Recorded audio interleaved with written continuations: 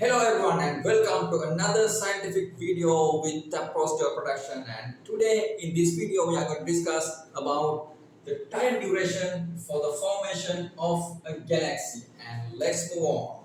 In this video I'm going to show you how to derive the formula for the calculation, and also at the end I'm showing you how to do the calculation as well to take the final answer. And first of all, we have to understand what is a galaxy. What is a galaxy? A galaxy is basically a collection of stars, same like our. And also, we are also staying on a galaxy. There are three types of galaxies in this universe. We have first the smallest one, irregularly shaped galaxies or irregular shaped galaxies. Examples: our satellite galaxies of our Milky Way, small Magellanian Cloud, and the large Magellanian Cloud. They all have irregular shaped galaxy has about 100,000 to 1 million stars. That's a small number of stars. There may be more, but most of the time they have about 1,000 stars or 1 million stars. A small number of stars.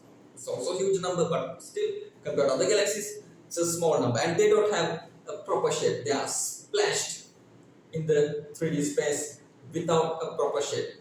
Then we have another type of galaxies called the spiral and spinning galaxies, same like this. Spiral and spinning galaxies, same like our Milky Way, same like the Andromeda, same like the triangular, which are the members of our local cluster. In a spiral and spinning galaxy, there are about 100 billion stars, or 200 billion stars, or about 400 billion stars. That much number of stars are there, and they have a nice whirlpool shape, a shape like a whirlpool, shaped like a cyclone, spiraling shape. That's why they are called spiral and spinning galaxies. And most of the spiral and spinning galaxies, at the center of them, they have supermassive black holes. As an example, in our Milky Way, we have about 100 billion stars, same like our Sun. Some are bigger than our Sun. And at the center of the Milky Way, we have a black hole called Sagittarius A, with a mass of 4.2 million solar masses. Means the black hole at the center of our galaxy is 4.2 million times heavier than our Sun.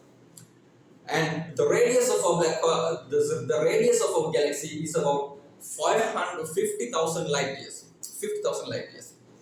And what about Andromeda? Andromeda also a spiral and spinning galaxy. It has about 200 billion stars, twice like our. And also it has a black hole at the center called Andromeda A. Andromeda A star, another way. So Andromeda A is about 8 million times heavier than our Sun.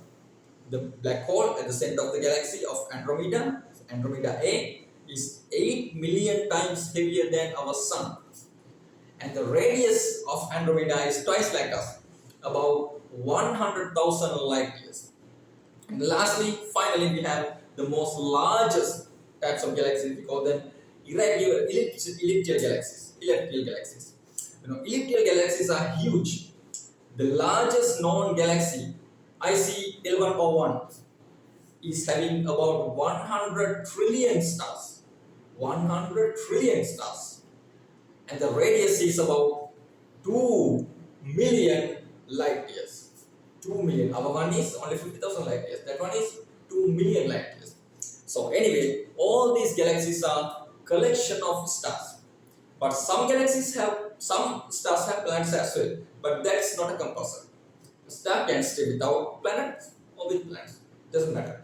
Anyway, a galaxy is basically a collection of stars.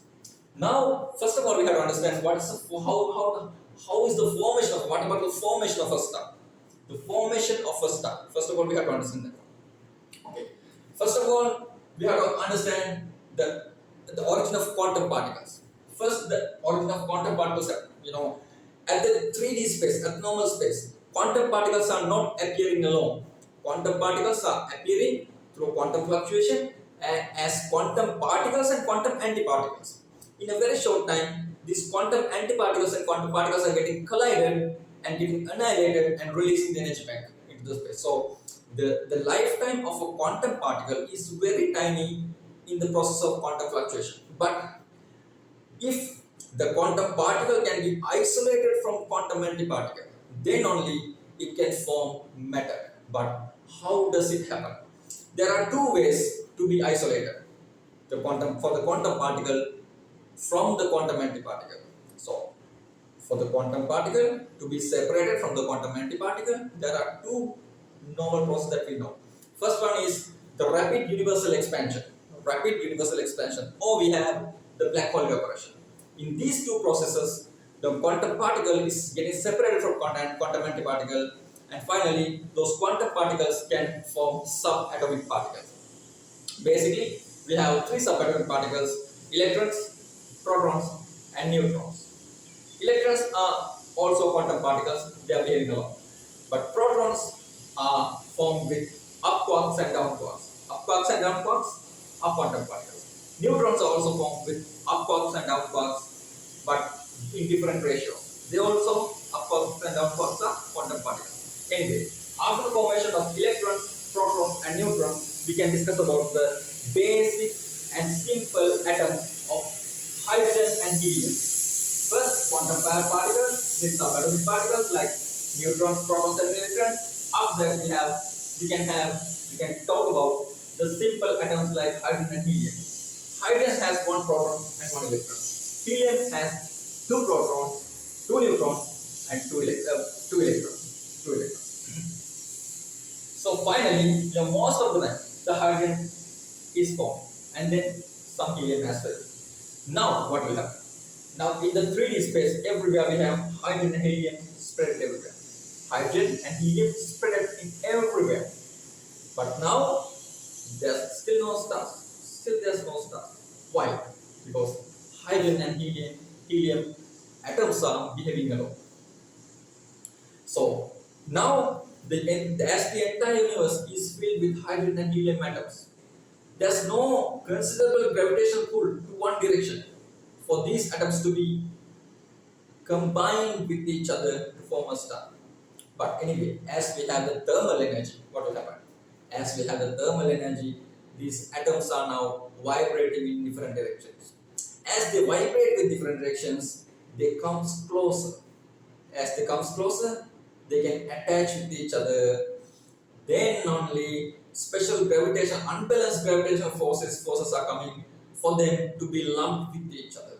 Then little by little, they are getting lumped and they are forming hydrogen clouds. These hydrogen clouds are not like our clouds in the sky. Our clouds are having a thickness of about 10 kilometers, having a width of about 10 kilometers, having a length of about 10 kilometers or 20 kilometers. That's all. But those hydrogen clouds are millions and billion kilometers long. Now, at the center of mass, there's a huge gravitational pull. So, as the center of mass has a huge gravitational pull, what will happen? The hydrogen cloud is now getting compressed further and further by the gravitational pull. Finally, after a long time, not after 1 or 2 days, after a long time, after about million years, after about 100,000 years, after about 10,000 years, finally the hydrogen cloud is becoming a one dense hydrogen ball. Now what will happen? Let's say now there's a huge mass. Like our sun. There's a huge mass. And at the center, due to the gravitational pull, at the center of this mass, there's a huge pressure. This huge pressure is enough to break those atomic structures and to fuse them together. Now what will happen? The nucleuses of atoms will be fused together. At this nuclear fusion, there's a huge amount of energy released out, and the body will become energetic with this energy release. And as one atom releases energy, the other atom also will start to fuse. Now what will happen? Thus the fusion process will spread all the way throughout the body of this hydrogen ball and hydrogen and helium ball, and suddenly in a short time means not a 2-3 seconds, but it will take a time. In a short time, what will happen? The entire hydrogen and helium ball will become like a magnesium fireball, and that is called a star. Now the entire body is undergoing with nuclear fusion reaction and releasing a huge amount of energy and shining bright, and this is called a star. Now what will happen? First, we understood about the quantum particles, then subatomic particles, then simple atoms like hydrogen and helium, then clouding of hydrogen and helium, then ignition. This is ignition. I told you the ignition of nuclear fusion. Then we have the balance. What is balance? Actually, in stars, we have two processes. First, we have the gravitational pull towards the center of mass. Then we have the thermal expansion due to the releasing of energy. So at a certain level, the gravitational inward pull and the outward thermal expansion is going to be balanced, and that balancing boundary defines the size of the star. Look at the size of our sun. It has a certain shape. It has a certain volumetric value. That volumetric value is defined by the balancing process of the gravitational pull and the thermal expansion. If the if the amount of nuclear fuel is high, then it becomes a bigger star, not like our sun, as the same like the Betelgeuse. But any star has a balancing radius, and that is called the radius of the star. Now what will happen? Now, first we had quantum particles, then we had subatomic particles, then we had simple atoms, then we had clouding, then we had ignition. Now we have the balance, and now we have stars. These are called stars. Enormous energy factories by nuclear fusion. Now, to form a galaxy, what should be happen? The stars in a certain region must be collected together in a structure like whirlpool, in something like a whirlpool, in a huge